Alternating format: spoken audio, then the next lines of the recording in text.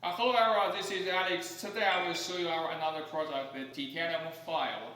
You can guess this is our titanium file. This is a gratified titanium file.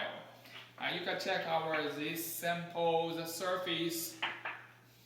You can check the surface, what we treatment for it. It's very nice, a very nice product for your applications different. It's very beautiful. We can produce it the grade 1, grade 2, grade 5, grade 7. This is our more common product. So this sample is 0.25 millimeter. About the dimension, if you want to choose, I can just tell you the thickness will be influence the width directly. Less is no problem, because this is the coil. Meanwhile, we also can produce the file.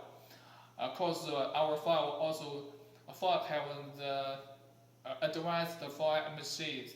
Produce this file the machines. Meanwhile, we can produce the nickel. Like the nickel grade is 201 at 200, nickel 201 at 200. The different grade for the nickel, and we also can produce the chromium. The chromium the chromium foil is the grade 702. The chromium foil is our more product. So if you are interested in our the different material or different grade file, you can contact us, contact Alex.